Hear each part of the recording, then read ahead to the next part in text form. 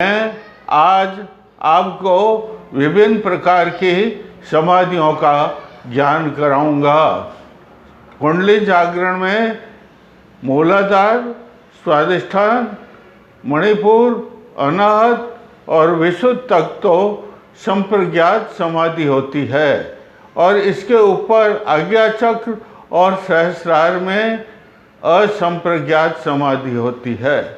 तो संप्रज्ञात समाधि का मैं आज आपको ज्ञान करवा रहा हूँ। संप्रज्ञात समाधि 4 प्रकार की होती है। कितने प्रकार की? 4। समाधि का मतलब, योग का मतलब ही समाधि है। इसका धातु शब्द है युज समाधो। क्या शब्द है? युज समाधो। समाधि है। समाधि का मतलब भगवान से मेल। किससे? परम ब्रह्म से। किससे? परम ब्रह्म परमात्मा से मेल। जो कुंडली जागरण होता है ना, उसमें मूलाधार से लेकर के वो ठेठ ऊपर सहस्रार तक पहुंचती है और वहाँ पर जाकर शिव परम ब्रह्म से मिलन कर लेती है। यही तो है कुंडली जागरण, यही तो समाधि। लेकिन समाधि की अवस्थाएं भिन्न भिन्न है। आप समाधि में बैठ जाइए पद्मासन में। पद्मासन में बैठ कर के पहले सब वृत्तियों का शवासन से ऐसे बोलिए, मेरे सिर से लेकर के नख तक जो है ये शरीर शांत हो जाए, तनाव मुक्त हो जाए। फिर बोलिए, नख से लेकर के मेरे सिर तक सारा शरीर तनाव मुक्त हो रहा है, शिथिल हो रहा है। और फिर बोलो आप, मेरे सिर से लेकर के नख तक सारा शरीर, 72,000 नसनाड़ियाँ और 3.5 करोड़ पुद्गल सब तनाव रहित और शिथिल हो रहे हैं। उसके बाद में मैंने कल आपको बताया था, योग के बाद में चित्तवृत्ति निरोध। क्या है? चित्त की वृत्तियां है, इनका निरोध करना पड़ता है, तब कई समाधि लगती है। प्रथम सोपान ही चित्तवृत्ति। योगानुशासन का कल मैंने अर्थ बताया। आज चित्तवृत्ति निरोध। चित्त के अंदर जो वृत्तियां हैं, उन वृत्तियों का निरोध करने से जो है समाधि लगती है। पहली समाधि है संप्रज्ञात समाधि। संप्रज्ञात समाधि का मतलब होता है, इधर देखो 4 प्रकार की होती है संप्रज्ञात समाधि। एक सवितर्क। पहली देखो, संप्रज्ञात समाधि का वर्णन कर रहा हूँ पहले मैं। पहली समाधि संप्रज्ञात में सवितर्क और दूसरी समाधि है निवितर्क और तीसरी समाधि है विचार और चौथी जो समाधि है अविचार और 5वीं समाधि है अस्मिता आनंद समाधि और उसके बाद में अस्मिता समाधि। ये इतने प्रकार की समाधियां किसमें होती है? ये सब संप्रज्ञात समाधि। मैंने बताया ना, समाधि 2 प्रकार। योग में समाधि 2 प्रकार की होती है। ये 2 प्रकार को कुंडली में भी ये आज्ञा चक्र के नीचे समाधि जो लगती है उसको संप्रज्ञात समाधि कहते हैं। तो जो संप्रज्ञात समाधि है उसमें 4 प्रकार, सवितर्क, निर्वितर्क, सविचार, निर्विचार और उसके बाद में अस्मित और उसके बाद में अस्मित आनंद और उसके बाद में अस्मिता। ये इतने प्रकार की समाधियों का वर्णन मैं आपको आज कर रहा हूँ। देखो, पहले सवितर्क समाधि। सवितर्क का मतलब होता है तर्क। वो जो है दृष्टा, जो है शक्ति, जैसे कुंडली शक्ति है ना, कुंडली शक्ति कहती है किसको? शक्ति को कहती है कि तुम्हारे पास भूत होते हैं ना, 5 भूत। कौन से 5 भूत? पृथ्वी तत्व, जल तत्व, अग्नि तत्व, वायु तत्व और आकाश तत्व। इन 5 तत्वों में ध्यान का विषय इन 5 तत्वों में से किसी एक पर करो। 5 पर नहीं करना, साधक बहुत समय लगेगा। ये 5 तत्व बताए मैंने आपको। कौन कौन से 5 तत्व? पहला पृथ्वी तत्व, दूसरा जल तत्व, तीसरा मणिपुर, चौथा अनाहत ये वायु तत्व, और पांचवा ये विशुद्ध आकाश। आप हमारे इस चैनल को सब्सक्राइब करो, लाइक करो और शेयर भी करो, ज़्यादा से ज़्यादा शेयर करो। मेरा उद्देश्य ही हमारी ये गुप्त विद्याएँ हैं, इन गुप्त विद्याओं को विश्व में प्रकट करना, क्योंकि हमारे पहले हम योग गुरु कहलाते हैं, तो विश्व में हमारी विद्या तो प्रकट होनी चाहिए। मेरा उद्देश्य ये है। तो समाधि इसमें प्रमुख है, जिसे अंग्रेजी में मेडिटेशन कहते हैं। क्या कहते हैं अंग्रेजी में? जिसे अंग्रेजी में मेडिटेशन कहते हैं। और ये मेडिटेशन जो है युद्ध समाधों से बना है, और इसमें जो है इस दो प्रकार, संप्रज्ञात और असंप्रज्ञात। संप्रज्ञात में वितर्क का सवितर्क का मतलब जो है साधक को कहते हैं कि सारी शक्तियां हैं तुम्हारे पास। भूत, ये 5 भूत में से एक भूत पर करो आप साधना, चाहे पृथ्वी तत्व पर करो, चाहे जल तत्व पर करो, चाहे अग्नि तत्व पर करो, चाहे प्राण और आकाश तत्व, एक तत्व पर आप विषय की साधना रखिए। और उसको तो कहो तुम्हारे पास जितनी है भूत, तुम्हारे पास जितनी भी शक्तियां हैं, वो साधक को दे दो। किसको दे दो? साधक को दे दो। यह है वितर्क समाधि। और उसके बाद में जो है निर्वितर्क समाधि, देश काल से अलग, देश और काल से अलग। काल का मतलब समय होता है। इन देश और काल से अलग जो है विषय होता है, तो भूत का विषय होता है, उसे जो है निर्वितर्क समाधि कहते हैं। और तीसरा है सविचार, निर्विचार समाधि, सविचार समाधि तीसरा। सविचार समाधि तन्मात्रा कौन सी? देखो, पृथ्वी तत्व की गंध तन्मात्रा, और ये जल तत्व की रस, और इस मणिपुर में अग्नि तत्व है ना, इसकी रूप, और इसकी वायु तत्व की स्पर्श, और ये आकाश तत्व की शब्द।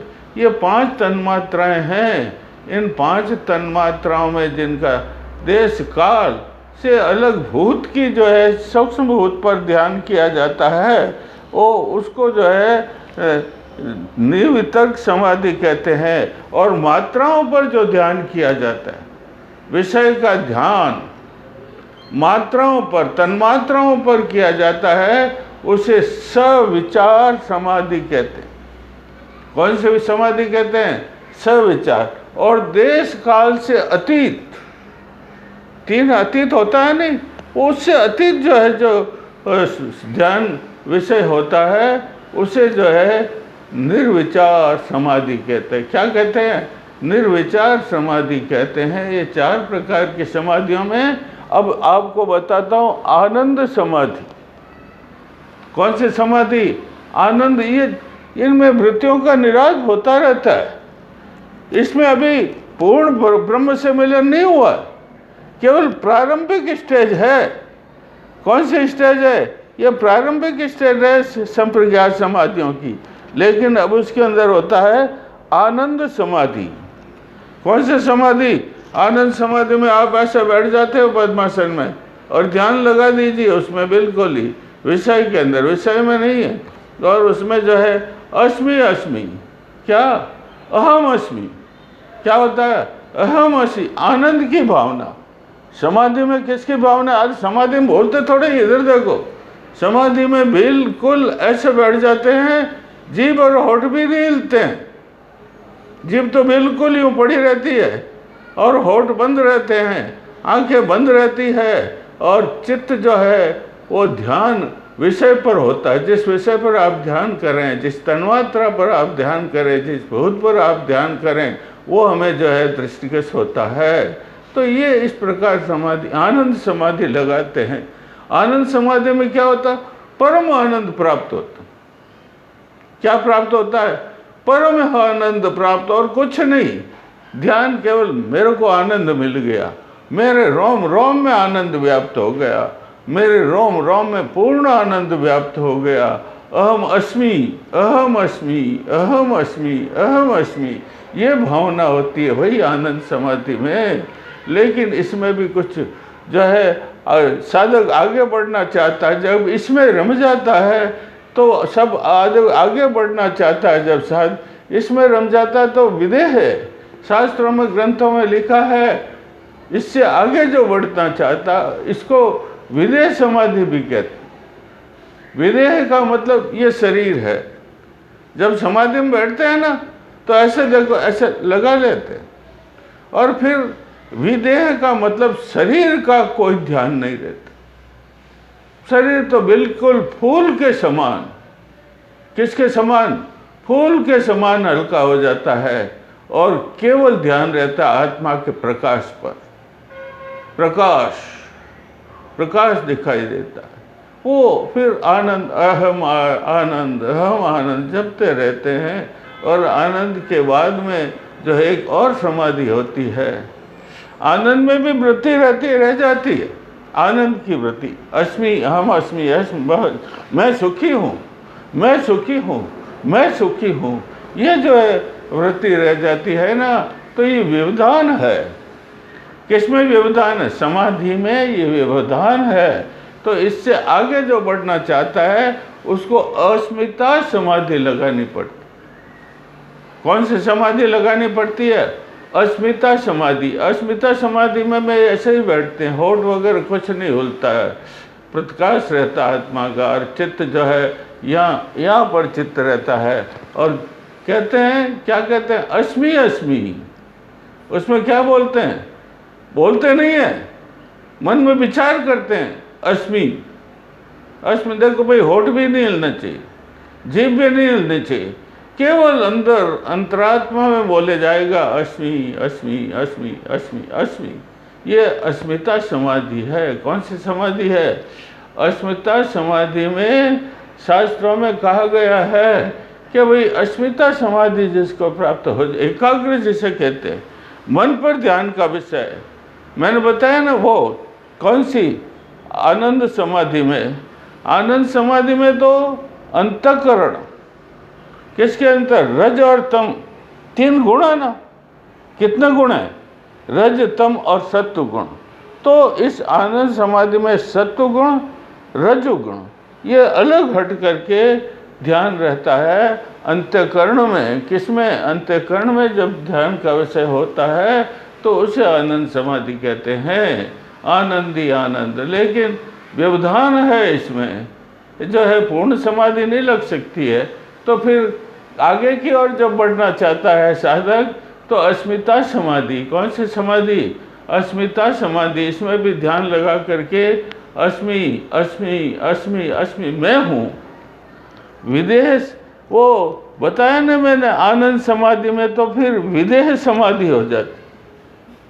वेदों में लिखा हुआ विदेह समाधि, जिसमें शरीर का कोई ध्यान नहीं रहता, ध्येय का ध्यान रहता है। अस्मिता के अंदर जो है अस्मिता, अहम अस्मि, अस्मि अस्मि का ध्यान, विषय का ध्यान रहता है। और इसमें कहते हैं भाई उसको सब प्राप्त हो जाता, केवली ज्ञान जितना उसको प्राप्त हो जाता है।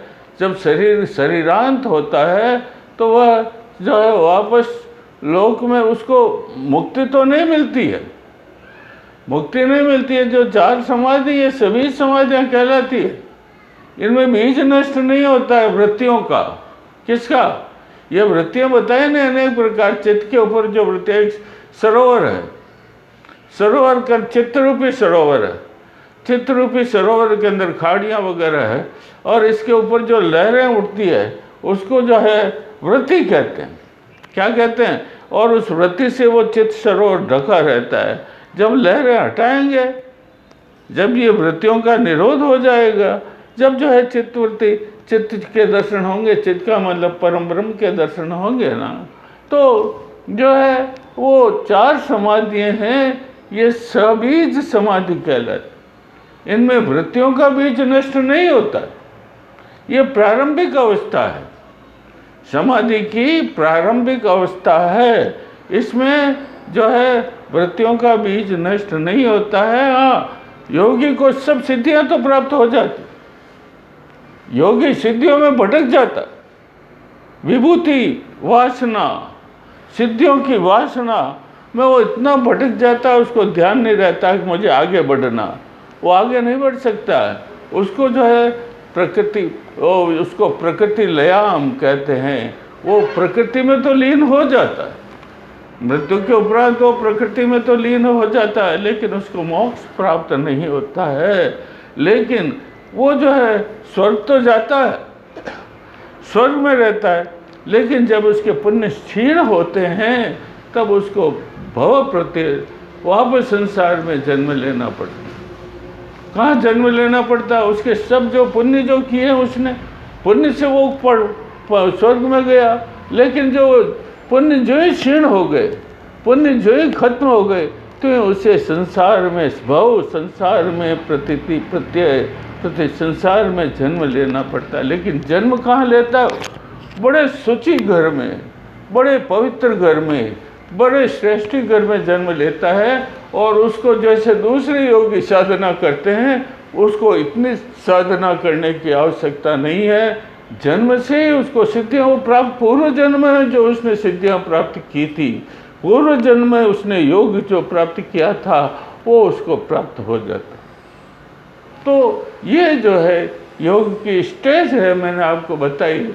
उसके बाद में ये तो सभी समाधि, मैंने क्या बताया आपको, ये सभी, इसमें वृत्तियाँ रहती है, वृत्तियाँ निरोध पूर्ण रूप से नहीं होती, बीज रहता है उनका, इसलिए सभी। लेकिन दूसरी है असंप्रज्ञात समाधि। क्या नाम है? असंप्रज्ञात समाधि। असंप्रज्ञात समाधि में पर वैराग्य, ज्ञान, ज्ञाता और ध्येय, तीन की त्रिपुटी लगती। क्या लगती है? ज्ञाता, ज्ञान और ध्येय, इनकी त्रिपुटी लगती है। और बिल्कुल ध्यान ध्येय में रहता, लेकिन फिर भी इसमें भी कोई वृत्ति रह जाती है, इसलिए पर वैराग्य होता।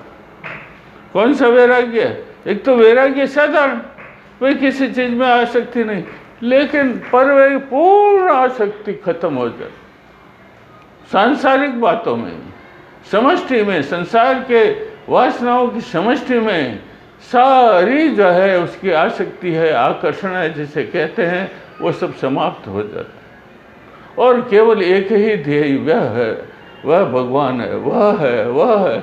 लेकिन इसमें भी कुछ वृत्ति रह जाती, उस वृत्ति का निरोध करना भी परम आवश्यक है। तो उसको बाद में कहते हैं विवेक ख्याति। क्या प्राप्त होती है? ये विवेक ख्याति जो है संप्रज्ञात समाधि की स्टेज है, इसको विवेक ख्याति कहते हैं। विवेक ख्याति में बिल्कुल एक ही विषय पर अग्रसर होता है, परम प्रभु, परम प्रभु, परम ब्रह्म, परम परम।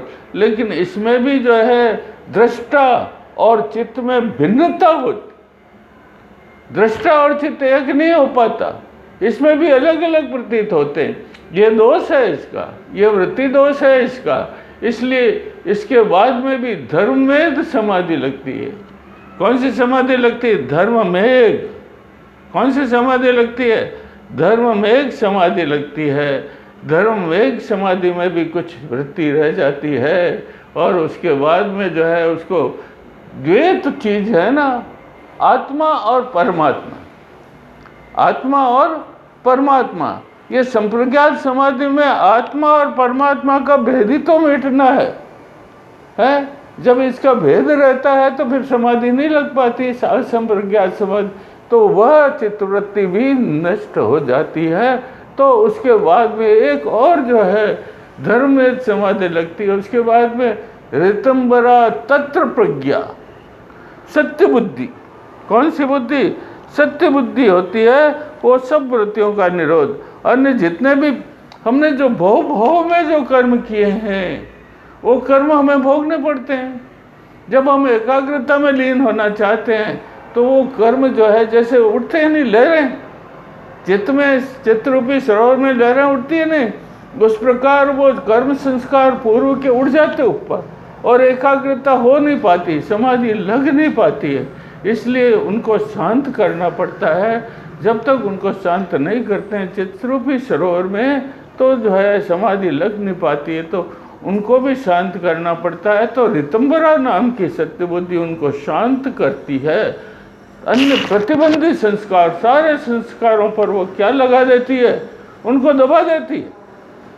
सत्य बुद्धि ऋतंबरा तत्र प्रज्ञा, यह पतंजलि का सूत्र है। इसमें वो संस्कार, पूर्व संस्कारों को जो एकाग्रता में, समाधि में व्यवधान उत्पन्न करती है, उनको दबा देती। लेकिन भैया इसमें तो जब पूर्ण समाधि लगेगी नहीं तो सत्य और असत्य सब चले जाते हैं, कुछ नहीं रहता। जैसे सोना है, धरती में से सोना निकालते हैं तो उस सोने में मल भी होता है, तो उस मल को निकालने के सोने को तपाते और उसमें शीशा डालते, तो शीशे से वो जो मल है सोने का वो निकल जाता, खरा सोना, लेकिन वो शीशा भी उसमें ख़त्म हो जाता। मल तो ख़त्म होता ही है लेकिन शीशा भी ख़त्म हो जाता। उसी प्रकार ऋतंबरा तत्व प्रज्ञा जो दूसरे संस्कारों को रोकती है, दूसरी वृत्तियों को रोकती है, अंत में वह भी समाप्त हो जाती है और सर्वनिरोधी, सब वृत्तियों का, सर्ववृत्तियों का निरोध हो जाता है और जो है असंप्रज्ञात पूर्ण समाधि लगती है, जिसे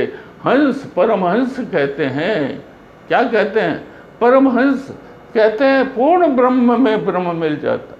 ये शरीर रूपी ब्रह्म चैतन्य में मिल जाता है। उपनिषद में लिखा हुआ है ब्रह्म में ब्रह्म मिल जाता है, कोई भेद नहीं रहता है, ऐसा लिखा। देवयान मार्ग में जाते हैं, ये प्राण निकलता है ना, तब योगी का शरीर निकलता, प्राण, शरीर में से प्राण निकलता। देवयान मार्ग, कौन सा मार्ग? आदित्य लोक में। अरे ये दिखाई देता में सूर्य लोक वो नहीं है, शुद्ध चित्त रूपी आदित्य लोक है। कौन सा? शुद्ध चित्त रूपी आदित्य लोक है। उस शुद्ध चित्त रूपी आदित्य लोक जिसे विशुद्ध ब्रह्म कहते हैं, क्या कहते हैं? परम परमात्मा कहते हैं। अति चेतन भूमि में वो परम परमात्मा रहते हैं। वो समस्त सकल ब्रह्मांडों की सत्ता का संचालन करते हैं। उसमें जो है हंस हमारा प्राण निकलता है। वो प्राण नहीं निकलता है, इंद्रिय निकलती, लेकिन वो शरीर ब्रह्म में ब्रह्ममय हो जाता है।